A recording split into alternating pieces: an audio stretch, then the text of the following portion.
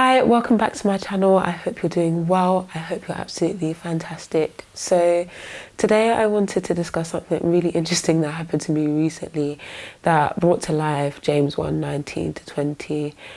I was feeling recently a little bit overwhelmed and finally processing the emotions of the different things that were happening around me and just really feeling it. And in that time, one of my siblings called and asked for a favour. And in my head, I was thinking, oh my gosh, here we go again. Another ask when I'm trying to just decompress, another one. And I just went off. And actually, they wanted me to pray for them. And I said, oh, okay. Then, obviously, the conversation ended quite quickly after that. And he was talking to another family member, so I took the phone and was trying to talk to him. I was like, come on, like, I was just feeling a certain type of way, and then I just blew out of proportion again. Then later on, as I was reading through James, I got to James 1:19 to 20, and I'm going to just read it. It says, "You know this, my beloved brothers and sisters. Now everyone must be quick to hear, slow to speak, and slow to anger. For a man's anger does not bring about the righteousness of God." I said, oh, okay, yeah, I was wrong for that. I was wrong for that. And I was telling a friend, and I said, do you know what? That is not just a way to control our emotions, or a way, it's not about even dismissing our emotions. It's a principle of, regardless of how you're feeling, listen first and process. Listen first before answering. Before I come up with an answer, let me listen. And I was saying, you know, in that conversation with my sibling, I really made the biggest assumption, which led to a reaction that wasn't correct, that wasn't righteous, right? It wasn't righteous, it wasn't kind, it wasn't loving. And in that moment I just thought, oh my gosh, God, I get why being slow to speak and just listening first, putting aside all assumptions. And I like to say that I don't want to make assumptions about what people are thinking or saying, but in that moment I made the biggest assumption. I did not listen at all, and I already had an answer, which caused tension where there wasn't tension, an argument where there wasn't an argument in the first place. And, you know, it was a moment that could have been very sweet, a moment that could have been very grounding, and that was essentially disrupted because of my reaction, because of me not abiding by the principle of listen first, then respond. Actually respond to what that person is saying. Put aside assumptions and hear what they're saying first before responding, and give them a chance. Be fair. That's part of me walking in righteousness, right?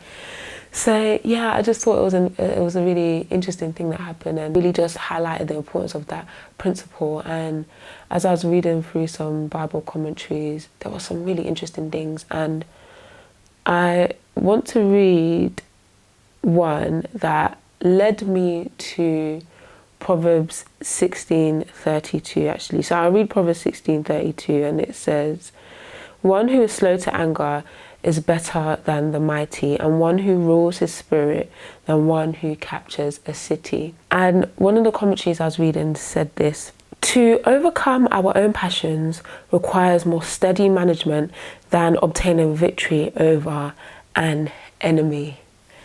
I said, I hear that. And this is why in Galatians, fruit of the Spirit is self-control, right? Is patience, is love, is gentleness, is kindness, is joy. It's just having that approach of, I'm not going to assume, I'm going to listen first, I'm going to control myself, I'm going to rein it in. My emotions are there. The emotions are valid. You know, yes, I was overwhelmed, I was tired, I was whatever I was feeling, but that doesn't have to dictate the way I'm now navigating conversations and life of other people. And that doesn't have to dictate my ability to listen and hear out what other people are saying. You know, if I don't have control over my emotions, it then dictates my behavior, which might not always be the best. It might not always be the best, because it might lead to outcomes that I don't want. And so I have to put my emotions in their place, not dismissing them, but not allowing it to tint conversations, tint situations, tint the way I relate with people, and having control over that.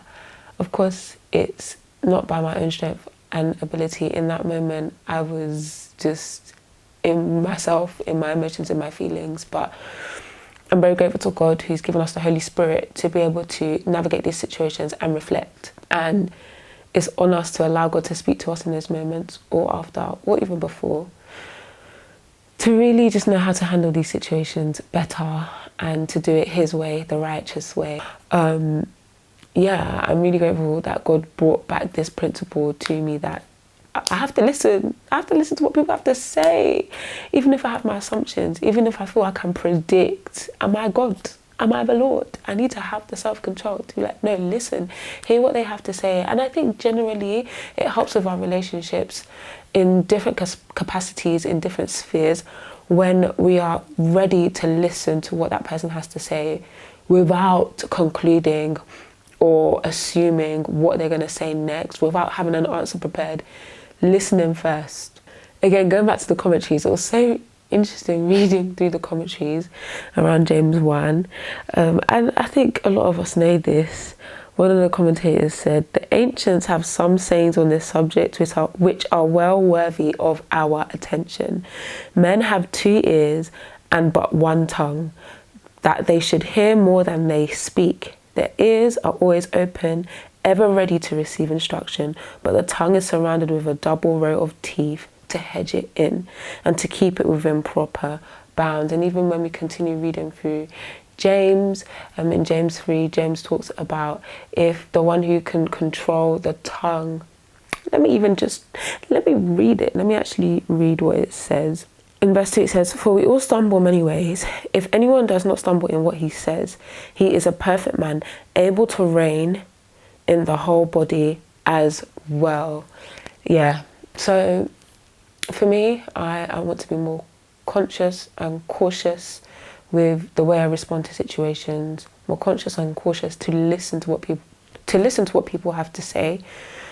Again, I think especially in a culture where it's all about what we have to say, and it's all about getting our voices out there, which is great, and it's all about having these big opinions and having these big voices, and you know, it's great that we're empowering one another, that we're encouraging one another, but I think it's not at the detriment of misunderstanding or not giving other people a chance to air their views or have fruitful and meaningful conversations. So yeah, this is definitely something that I'm asking God to help me be more diligent with, the things that I say, the way that I'm listening to people and within the conversations that I'm having with people. I hope this is helpful to anyone else. If you've been in a similar situation or you have any tips about just being a better listener, please comment down below. Let's help one another. Let's do this so we can build healthy relationships and maintain healthy relationships. Thank you for watching. Don't forget to subscribe. Don't forget to share this video. And I will see you guys in my next one. Bye.